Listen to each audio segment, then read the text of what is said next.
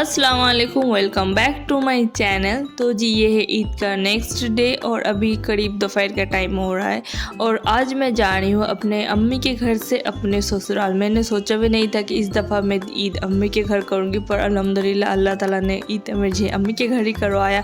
और इस दफ़ा ना मैं बहुत दिन रह गई अम्मी के घर। मैंने सोचा नहीं था कि इतना दिन मैं रह पाऊँगी। और कल हम शिफ्ट हो जाएंगे मालदा, इसलिए थोड़ा सा ना दिल उदास भी था और युवान का तो मुँह बना हुआ था। और फिलहाल अभी हम जा रहे हैं युवान का हेयर कट करवाने, क्योंकि युवान का हेयर इतना ज़्यादा बड़ा हो चुका है ना, और गर्मी की वजह से ना उसे घमोड़िया तक आ चुकी है। इसलिए फ़िलहाल अभी रास्ते पे हम लोग उतरेंगे और युवान का हेयर कट कराएंगे, उसके बाद हम जाएंगे मेरे ससुराल।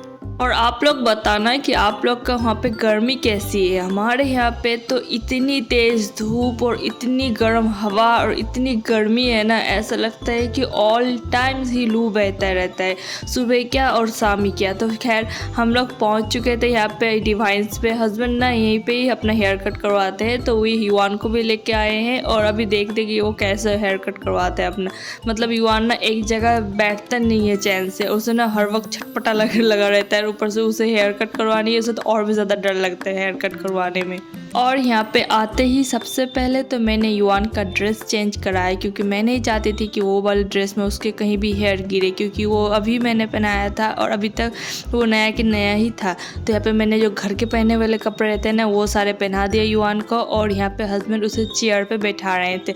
और युवान का हाइट छोटा है ना, वो छोटा बच्चा है ना, तो इसलिए चेयर के ऊपर ना एक टूल रखा गया था, उसके ऊपर उसे बैठाया जा रहा था, तो वो किसी भी हाल पे वहाँ पे नहीं बैठेगा। तो उसके बाद उसे चेयर पे बैठाया गया और हस्बैंड उसे पकड़ के रखते हैं, और जो हेयर कट कराते वाले भैया वो उसका हेयर कट करा रहे हैं।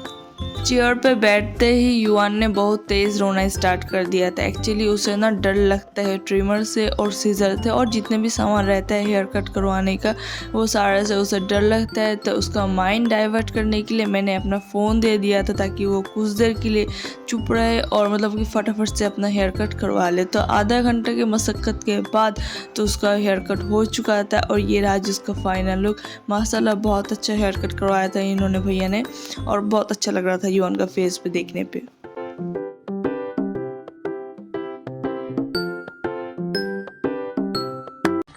तो यहाँ तो क्यूट लग देखते हैं, वाह। चलो फोटो दिए, चलो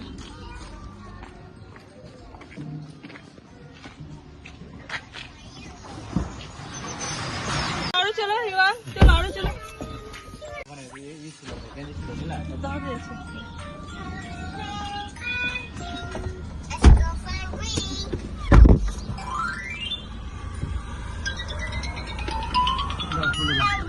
कुछ देर के अंदर अंदर ही मैं अपने ससुराल पहुंच चुकी थी। और सच में मैं ना इस दफ़ा बहुत दिनों बाद आ रही थी, कि इस दफ़ा तो पूरा रोज़ा ही मेरा अम्मी के घर गुजरा।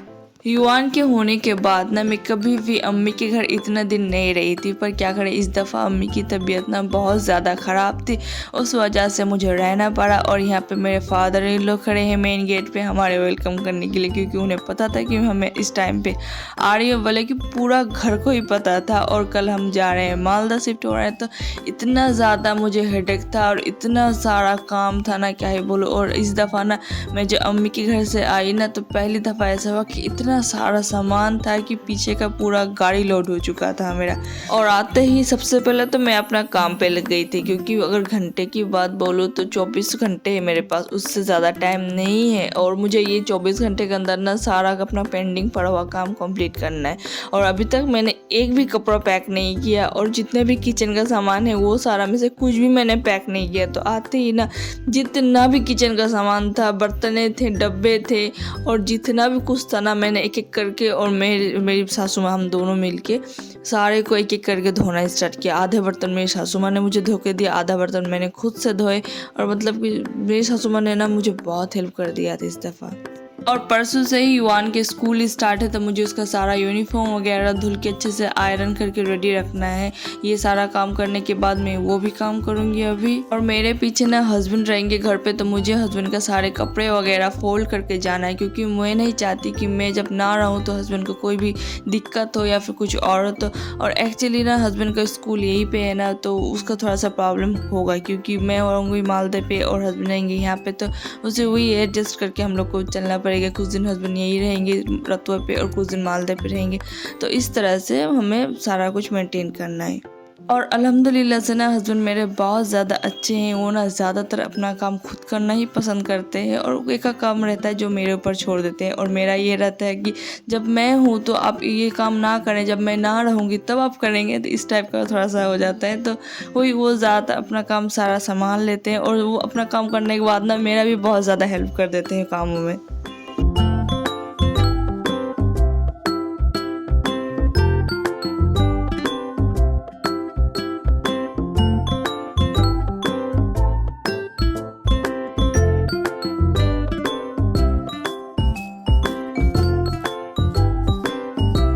और जी ये था शाम का टाइम और जूही और उनके हस्बैंड आए थे हमारे घर पे हमसे मुलाकात करने के लिए, क्योंकि कल हम सब चले जाएंगे इसलिए। और जो लोग मेरे ब्लॉग बहुत पहले से देखते होंगे उन्हें पता ही होगा कि जूही मेरी कितनी क्लोज और कितनी अच्छी फ्रेंड है। और वही हम लोग का प्लान था आज बाहर डिनर करने का। एक्चुअली जूही और उनके हस्बैंड ही हमें ट्रीट दे रहे थे कि बाहर डिनर करवाने का। हम सब सिर्फ हम तो मज़े ही ले रहे थे। तो वही आज ना इकट्ठे हम सारे बहुत सारा टाइम स्पेंड किए इकट्ठे। आई थिंक 3-3.5 घंटे टाइम स्पेंड किए। रात के 9 या फिर 9:30 बजे के करीब हम लोग घर आए थे और जूही ना शाम को ही हमारे घर आ गई थी आज। तो वो ना मुझे जितने भी युवान के कपड़े वगैरह थे, मेरे कपड़े वगैरह थे, हस्बैंड के कपड़े थे, वो सारा ना कुछ फोल्ड करने में भी बहुत ज़्यादा हेल्प करके दी। मतलब वो ना इतनी अच्छी फ्रेंड है। मतलब वो कहते हैं ना हम दोनों अगर एक दूसरे के घर जाए ना तो पता नहीं चलता कि फ्रेंड, ऐसा लगता है कि बहन आए हुए हैं और जो जिसका जितना भी काम रहता है ना वो सारा कर देते हैं। ये है मेरा रूम का अपडेट आज सुबह अभी करीब आई थिंक 11:30 के करीब टाइम हो रहा है। और ये है जी मेरा रूम का अपडेट। पूरा सामान इधर उधर बिखरा हुआ है। मेरे हिसाब से ना शिफ्टिंग और पैकिंग एक ऐसी चीज़ है कि जब तक आप निकल नहीं जाते घर से, जब तक आप कार पे बैठ नहीं जाते हैं ना, तब तक आपका काम ख़त्म नहीं होता।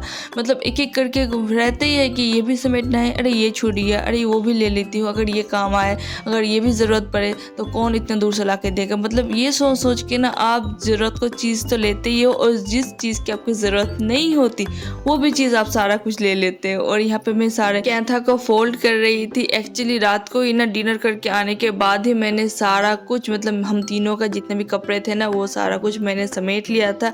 और सिर्फ बचा था बेडशीट, कैंथा और जितने छोटे मोटे तौलिया, एक्स्ट्रा तौलिया, कोई गेस्ट आ जाए तो उनके लिए, और जितने भी छोटा मोटा सामान था और जितना खाने पीने का सामान था ना वो सिर्फ बचा था। तो वो मेरी खाने पीने का सामान तो मेरी सासू माँ मुझे सारे इकट्ठे करके दे रही थी और मैं यहाँ पे ये सारा काम कर रही थी।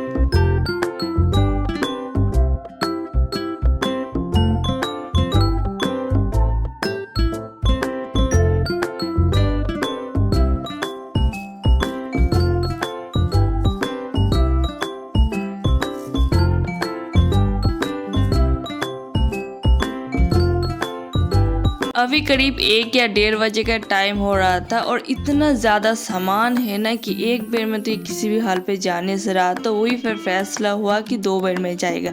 तो अभी 1-1:30 बजे जब ये जाएगा कार ना, इसे मेरे छोटे देवर लेके जाएंगे। और जितना भी सामान था जैसे फैन वगैरह, किचन के बर्तन वगैरह जो कल मैंने धोए, और टीवी और थोड़े छोटे कपड़े और मिक्सर मशीन, कुकर, और मतलब कि जो बड़े बड़े सामान थे ना वो सारे अभी चले जाएगा। उसको तो फिर से सारा सामान मालदह में रखने के बाद कार फिर से वापस आएगी और उसके बाद हम सारे जाएंगे, क्योंकि इतना सारा सामान है कि एक बेर में तो जाने से रहा। और हमारा तो प्लान वही है कि शाम के पहले पहले ही निकलेंगे, क्योंकि घर वहाँ पे जाके भी तो सारा कुछ समेटना है ना। तो वही सोचा तो वही है कि शाम के पहले पहले जाएंगे, पर देखते हैं क्या होता है। और फिलहाल ये सारा सामान जाने के बाद ना वहाँ पे सेट भी करने, क्योंकि गर्मी इतनी ज़्यादा है कि एक पल भी इंसान बिना फ़ैन का रह नहीं सकता। तो वहाँ पे सारा ले जाके टीवी वगैरह, फ़ैन वगैरह, वो सारा इलेक्ट्रिक मिस्त्री को दे के सारा सेट कराएंगे छोटे देवर, और वो वही फ्लैट में रहेंगे और कार ऐसे खाली आ जाएगी हमें लेने के लिए।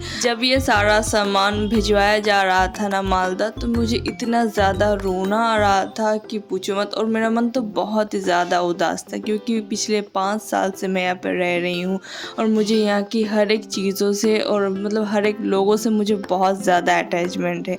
और ये सारा छोड़ के मैं टाउन में चली जाना, ये बहुत बड़ा एक डिसीज़न है, खुद में एक बहुत बड़ा डिसीज़न है। मतलब बहुत ज़्यादा हौसला चाहिए ये सब के लिए, क्योंकि टाउन की लाइफ और विलेज की लाइफ ये दोनों ना बहुत ज़्यादा डिफरेंस है इन दोनों में। और ऊपर से हस्बैंड भी हमारे साथ उतना नहीं रह पाएंगे, वीक में सिर्फ 3-4 दिन ही हमारे साथ रहेंगे और बाकी दिन उनका स्कूल है तो वो यहीं पे रहेंगे ससुराल पे।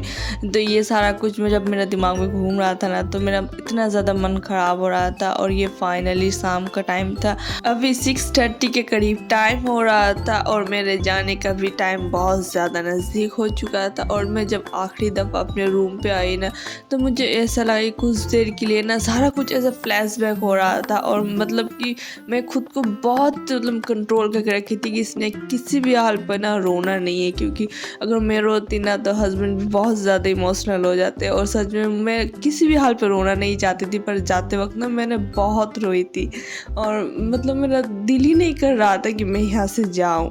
एक्चुअली इतने जल्दी हम लोग का मालदा शिफ्ट होने का सिर्फ एक ही रीज़न था कि युवान का थोड़ा सा स्पीच डिले का इशू था और हमारे वहाँ पे कोई भी प्ले स्कूल नहीं है और मालदे पे प्ले स्कूल था, तो इसलिए हम लोग को मालदा शिफ्ट होना पड़ा। और पहले से ही हस्बैंड को थोड़ा सा मन था कि जब युवान का स्टडी स्टार्ट होगा ना, तो उसे अच्छे से अच्छे जगह पे और अच्छे से अच्छे स्कूल में ही युवान का एडमिशन करवाना है। और मेरा थोड़ा सा मतलब मैं डगमगा रही थी, क्योंकि मुझे ना अपने फैमिली से दूर रह के ये सब करना मुझे मतलब कि मैं उतना हिम्मत नहीं जुटा पा रही थी। और इस टॉपिक में ना हस्बैंड ने मुझे बहुत समझाया था, तब जाके मैं राज़ी हुई थी। और जो रिज़ल्ट है वो आप लोगों के सामने ही है। तो हम लोग फ़िलहाल तो आ चुके थे, मालदा पहुंच चुके थे और अभी करीब रात के 8 बज रहा था। और 2 दिन पहले ही ईद का जो सारा हो गया ना, ईद हुई तो वो पूरा डेकोरेशन करा गया था यहाँ पे पूरा मालदे पे, तो देखने में बहुत ही ज़्यादा अच्छा लग रहा था। फ़िलहाल तो आ गई थी मैं अपने फ्लैट पे और ये देखिए जी सारा सामान इधर उधर पूरा फैला हुआ है ना, मतलब कि